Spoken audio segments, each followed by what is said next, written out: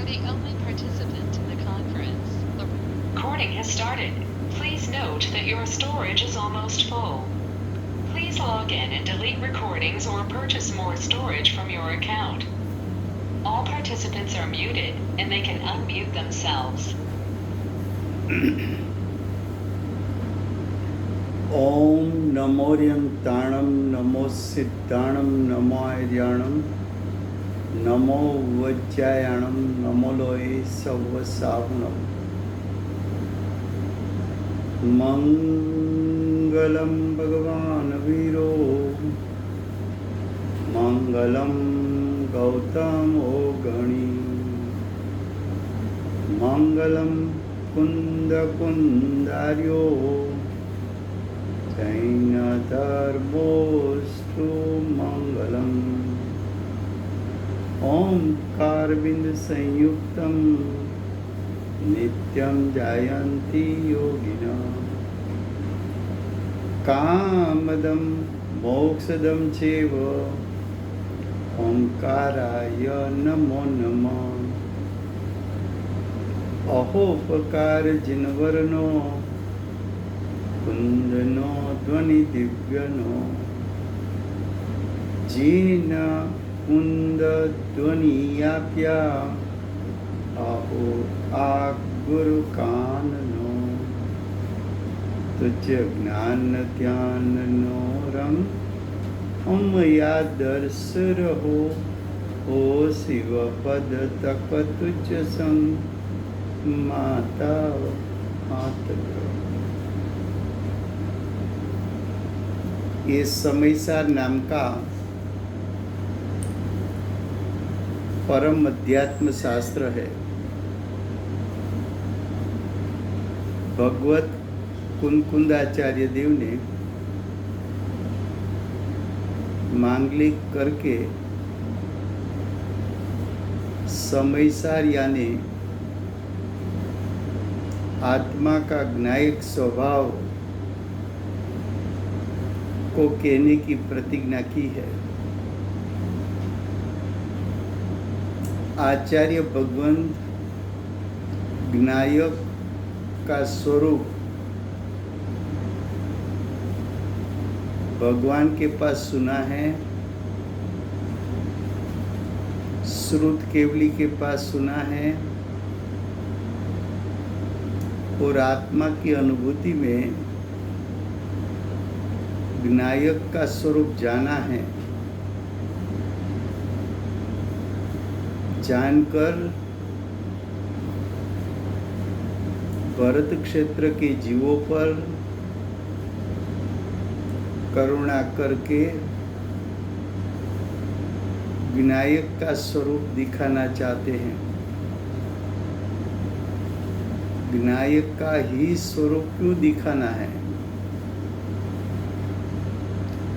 विनायक पर दृष्टि करने से सम्यक दर्शन की प्राप्ति, विनायक पर ज्ञान उपयोग रखने से सम्यक ज्ञान की प्राप्ति और ज्ञायक में लीनता करने से सम्यक चारित्र की प्राप्ति होती है। ऐसा जो ज्ञायक है उसका स्वरूप संसारी जीव ने चार गति में परिभ्रमण करने वाले जीवों ने आज तक ज्ञायक का स्वरूप जाना नहीं है। इसलिए आचार्य भगवान विनायक का स्वरूप दिखाना चाहते हैं। इस समयसार में प्रथम अधिकार चलता है, जीव और अजीव अधिकार। जीव अजीव अधिकार की रचना आचार्य भगवान ने इसलिए की कि संसारी जीव जीव के स्वरूप को अजीव का स्वरूप मानता है और अजीव के स्वरूप को जीव का स्वरूप मानता है। ऐसी विपरीत मान्यता टालने के लिए जीव का यथार्थ स्वरूप, अजीव का यथार्थ स्वरूप, उसका सही श्रद्धान करके सम्यक दर्शन की प्राप्ति कराना चाहते हैं।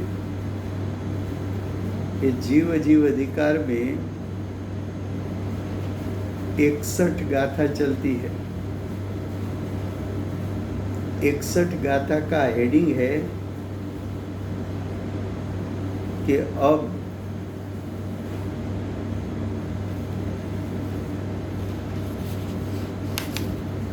शिष्य प्रश्न करता है।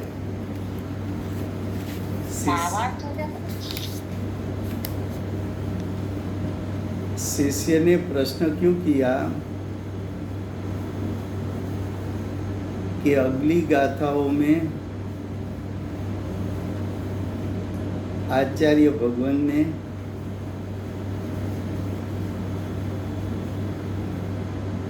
उनतीस प्रकार के भावों को अजीव कहा। वो 29 प्रकार के भाव क्षणिक है, एक समय के लिए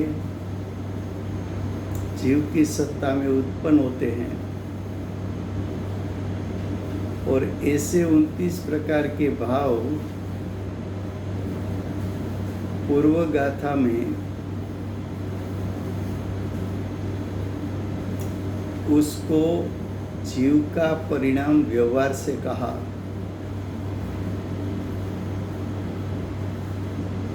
इतनी बात शिष्य को समझ में आ गई। उसके बाद शिष्य प्रश्न करता है कि वर्णादिक यानी 50 से 55 गाथा में 29 प्रकार के जो भाव बताए, वो भाव के साथ जीव का तादात्म्य लक्षण संबंध क्यों नहीं, क्या कहा कि आचार्य भगवंत आपने तो वर्णादिक आत्मा के साथ एक समय के लिए संबंध में आते हैं, ऐसा आपने कहा।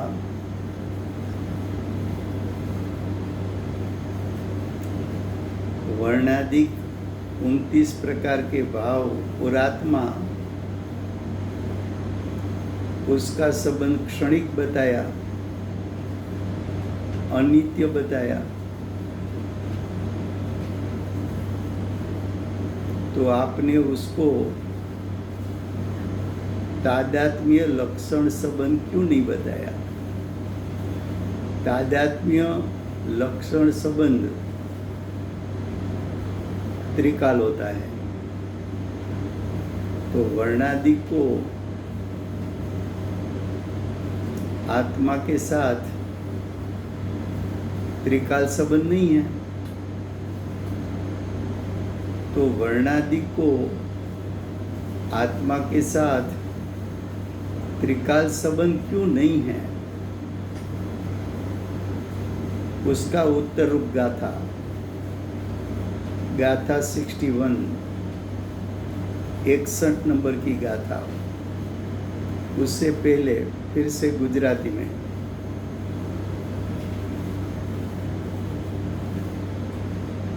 आचार्य भगवान જ્ઞાયકનું સ્વરૂપ બતાવીને સમયસારના માધ્યમથી સમ્યક દર્શન જ્ઞાન ચારિત્ર પ્રગટ કરાવવા માગે છે. એવા સમયસાર શાસ્ત્રમાં जीव अजीव अधिकार चाले छे. भाई ये हो गया था. अब भावार्थ भी हिंदी में ले लिया था आपने, आज गुजराती में नहीं. भावार्थ लेने वाले. हाँ, गुजराती बाद में में ठीक कर. गुजराती में भावार्थ भी लेना है और टीका नहीं ली थी वो भी लेना है. जी हाँ हाँ. हाँ हाँ. हाँ. तो आचार्य भगवान ने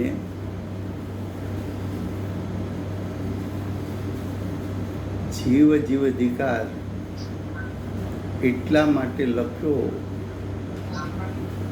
કે જીવ જીવનું યથાર્થ સ્વરૂપ સમજી તેનું યથાર્થ શ્રદ્ધાન કરવાથી સમ્યક દર્શનની પ્રાપ્તિ થાય છે. આ જીવ જીવ અધિકારની 61મી ગાથા ચાલે છે. 61મી ગાથામાં શિષ્ય એવો પ્રશ્ન કરે છે કે આપે પૂર્વની ગાથાઓમાં વર્ણાદિક 29 પ્રકારના ભાવો જીવની સાથે ક્ષણિક અભેદ છે એમ કહ્યું, એક સમય માટે અભેદ છે એમ કહ્યું. પણ તમે આ 29 પ્રકારના ભાવો સાથે જીવનો તાદાત્મ્ય લક્ષણ સંબંધ કેમ નથી? તાદાત્મ્ય લક્ષણ સંબંધ ત્યારે કહેવાય કે 29 પ્રકારના ભાવોને જીવ સાથે ત્રિકાળ સંબંધ હોય. પણ આ 29 પ્રકારના ભાવો એની આત્મા સાથે તો ક્ષણિક સંબંધ છે, અનિત્ય સંબંધ છે. તો એ 29 પ્રકારના ભાવ રંગ રાગ ગુણસ્થાન વગેરે એને જીવ સાથે ત્રિકાળ સંબંધ કેમ નથી એ સમજાવો, એવો શિષ્યનો પ્રશ્ન છે. હવે ગાથા 61. સંસારી જીવને વર્ણ આદિ ભાવ છે સંસારમાં, સંસારથી પરિમુક્તને નહીં भाव को वर्णादिना. अब गाथार्थ. वर्णादिक है वो संसार में स्थित जीवों को संसार अवस्था में होता है. क्या कहा?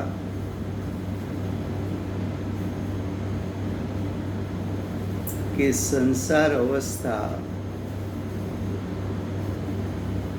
यानी 4 गति रूप परिभ्रमण. संसार अवस्था यानी दुखमय अवस्था. संसार अवस्था यानी काम भोग बंधन की कथा. संसार अवस्था का अर्थ है जीव स्वयं की सत्ता में मोह राग द्वेष को उत्पन्न करके उसका कर्ता बन के उसका भोगवटा करता है. ऐसे संसारी जीव को ये 29 प्रकार के भाव संसारी जीव की अवस्था में होता है. वो भाव एक समय के लिए टिकता है, दूसरे समय फिर से उत्पन्न होता है।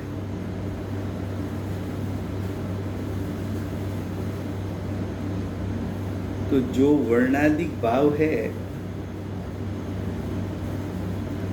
वो वर्णादिक भाव तो अनादि शांत है,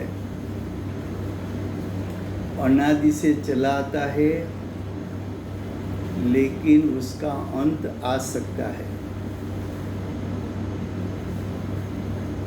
तो वर्णादिक भाव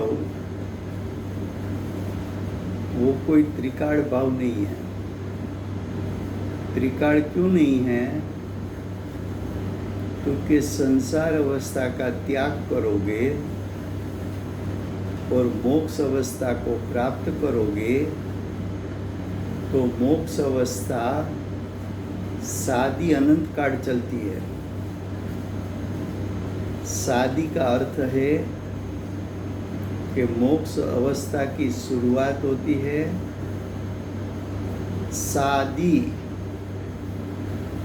उसमें दो शब्द है, स आदि। स यानी सहित, स यानी साथ में, सादी तो जिसकी शुरुआत है, जिसकी आदि यानी शुरुआत है, जो शुरुआत से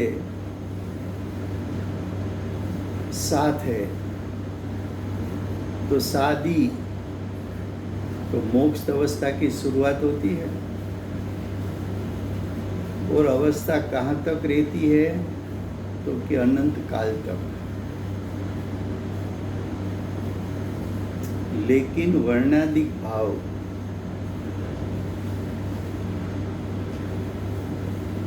क्षणिक है, एक समय का है, प्रति समय नया नया उत्पन्न होता है। और ऐसी अवस्थाओं अनादि से आज तक क्षणिक उत्पन्न हुई। इसलिए 29 प्रकार की अवस्था है तो जीव की अवस्था व्यवहार से उत्पन्न हुई है जीव की सत्ता में, लेकिन उसका काल एक समय का, इसलिए उसको तादात्म्य सिद्ध संबंध नहीं है। तादात्म्य सिद्ध संबंध में तो तीनों काल अवस्था रहे, जैसे कि आत्मा स्वभाव से ज्ञान स्वरूप है, तो आत्मा और उसका ज्ञान स्वरूप वो तो तीनों काल अभेद है। और आत्मा अनादि से अनंत काल जानन क्रिया रूप परिणमन करता है। तो अनादि से अनंत काल आत्मा अपने स्वस्वभाव को अनुसरण करके जानन क्रिया जानन क्रिया जानन क्रिया जानन क्रिया, तो जानन क्रिया त्रिकाल है। जानन क्रिया अनादि से अनंत काल है, और वो जानन क्रिया में विनायक स्वयं व्यापा हुआ है। लेकिन मोह राग द्वेष में विनायक व्यापा नहीं है। मोह राग द्वेष तो उत्पन्न क्यों हुए? तो कि कर्म का उदय का निमित्त बना। तो मोह राग द्वेष विनायक स्वभाव को अनुसरण करके परिणमन नहीं हुआ, कर्म के उदय को अनुसरण करके उत्पन्न हुआ। तो कर्म के उदय को अनुसरण करके उत्पन्न हुआ, इसलिए वो पुद्गल का है। इसलिए वो अजीब है, इसलिए उसको उद्गल के साथ तादात्म्य संबंध है। जब जब मोह राग द्वेष उत्पन्न होगा तब तब कर्म के उद्देश्य को अनुसरण करके ही उत्पन्न होता है। तो मोह राग द्वेष जीव का स्वरूप नहीं। क्यों स्वरूप नहीं? तो कि जब मोक्ष होगा तो मोह राग द्वेष आत्मा की सत्ता में रहेगा नहीं, नाश हो जाएगा। जो नाश हो जाए वो आत्मा का स्वरूप नहीं।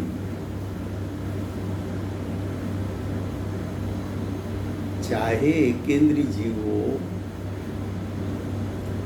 चाहे एकेंद्रीय जीव निगोद में हो, एक इंद्रिय जितना उसका ज्ञान खुला है, एक इंद्रिय जितना ज्ञान का क्षयोपशम है, और वो क्षयोपशम भी जानना जानना जानना जानना जानना जानना जानना जानना उसकी क्रिया हो रही है। वो जानन क्रिया आत्मा के स्वभाव के साथ अभेद है। वो जानन क्रिया में ज्ञायक व्यापा है। मोह राग द्वेष में ज्ञायक नहीं व्यापा है। मोह राग द्वेष में कर्म का उदय व्यापा है। जो आत्मा ज्ञान स्वरूप है वो तो अनादि से अनंत काल ज्ञान स्वरूप है, लेकिन आत्मा अनादि से अनंत काल मोह राग द्वेष स्वरूप नहीं है। जब मोक्ष अवस्था प्रकट होगी तो मोह राग द्वेष आत्मा की सत्ता में से निकल जाएंगे, आत्मा की सत्ता में उत्पन्न नहीं होंगे। वो मोक्ष अवस्था में मोह राग द्वेष आत्मा के असंख्यात प्रदेश में व्यापा हुआ नहीं है, लेकिन जानन क्रिया अनादि से अनंत काल आत्मा के सर्व प्रदेश से हो रही है। तो आत्मा को तादात्म्य संबंध मोह राग द्वेष के साथ है कि ज्ञान के साथ है?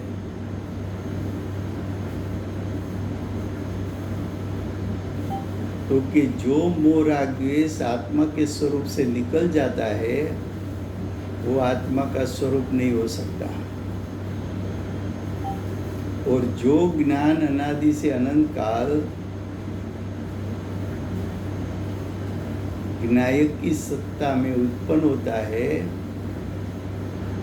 और वो जानन क्रिया में ज्ञायक व्यापा है, तो ज्ञायक और जानन क्रिया के बीच में व्याप्य व्यापक संबंध अनादि से अनंत काल प्रति समय दिखने में आता है। तो तू ज्ञान स्वरूप हो, तो ज्ञायक के साथ ज्ञान की पर्याय को तादात्म्य सिद्ध संबंध है, और ये संबंध त्रिकाल है, क्षणिक नहीं है, अनित्य नहीं है।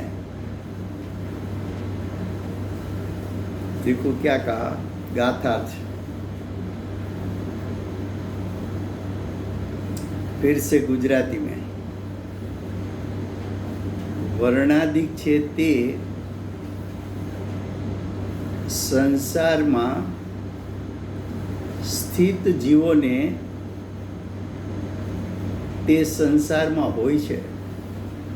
શું કહ્યું?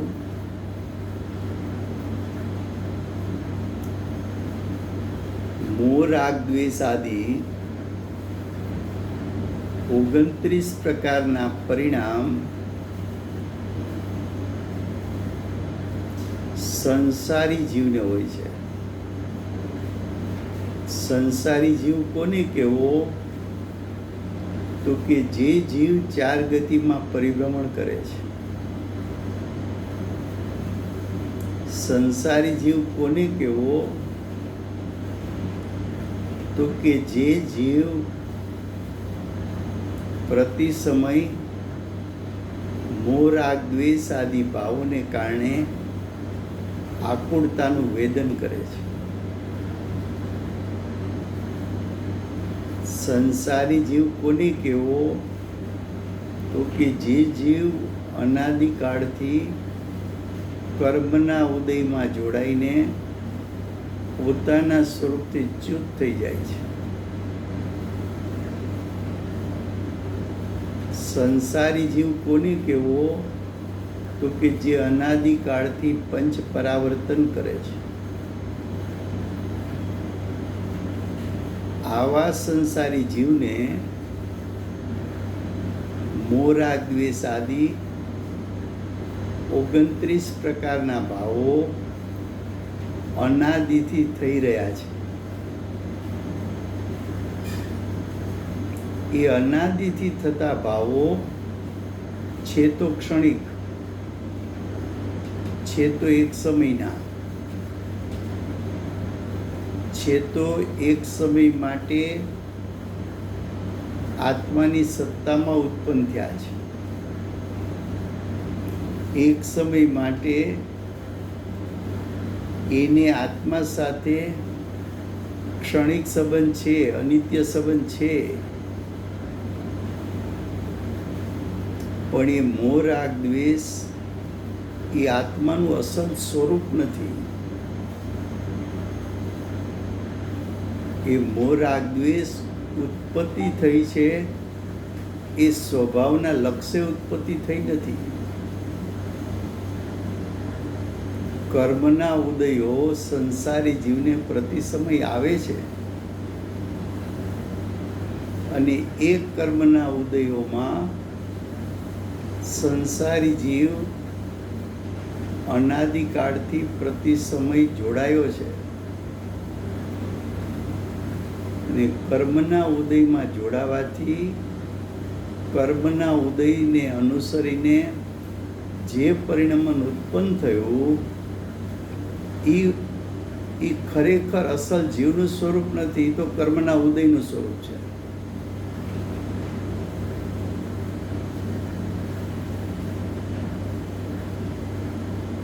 હવે આવી સંસાર અવસ્થા છે એમ કે છે, પણ એ સંસાર અવસ્થાનો કાળ કેટલો? તો કે સંસાર અવસ્થા ભલે અનાદિકાળથી ચાલી આવે,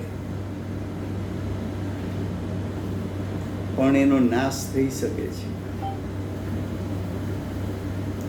ખાણમાં પડેલું સોનું ભલે અનાદિકાળથી ખાણમાં પડ્યું હોય, પણ એને બહાર કાઢી માટીથી છૂટું પાડી શકાય છે અને સોનાના અસલ સ્વરૂપને જોઈ શકાય છે. એમ કર્મનો સંગ અનાદિથી હોવા છતાં જીવને કર્મના સંગથી છૂટો પાડી શકાય છે.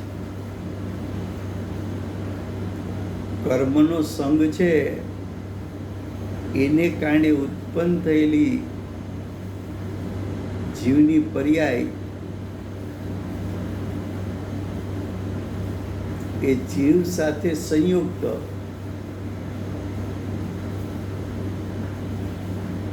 એટલે કે સંયોગી ભાવ છે. સંયોગી ભાવ જ્ઞાયકની અંદર પેસી શકતો નથી. અનાદિકાળથી અજ્ઞાની જીવે કર્મનો સંગ કરીને અનંત પ્રકારના મોહ રાગ દ્વેષ આદિ ભાવો કર્યા, પણ એ ભાવોને કર્મના ઉદય સાથે સંબંધ હોવાથી અને એ ભાવો ક્ષણિક જીવની સત્તામાં ઉત્પન્ન થયા હોવા છતાં એ વિભાવોમાં એવી તાકાત નથી કે જ્ઞાયક સ્વભાવને અશુદ્ધ કરી શકે, મોહી રાગી દ્વેષી કરી શકે.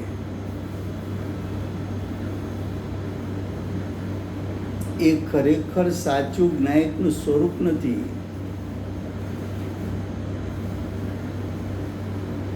હવે એવા મોહ રાગ દ્વેષ જે કર્મના સંગમાં ઉત્પન્ન થયા, પણ એનો નાશ કરી શકાય છે. જેમ તે કર્મના ઉદયનું લક્ષ કર્યું તો મોહ રાગ દ્વેષ ઉત્પન્ન થયા, એમ જો તું જ્ઞાયકનું લક્ષ કરે તો મોહ રાગ દ્વેષને ટાળી શકાય છે. તો સંસાર અવસ્થા છે અનાદિની, પણ અનાદિની હોવા છતાં એનો પ્રત્યેક ભાવ છે ક્ષણિક, બીજા ક્ષણે નાશવંત છે. એ ક્ષણિક ભાવ માં જ્ઞાયક વ્યાયકો નથી. એ ક્ષણિક ભાવમાં કર્મનો ઉદય વ્યાયકો હોવાથી એ ઉદ્ગલમય પરિણામ છે, તો અજીવ છે.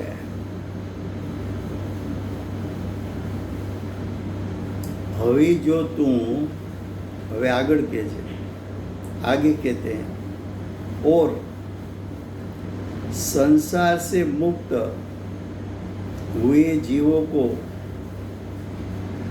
निश्चय से वर्णादिक किसी भी भाव नहीं. क्या कहा?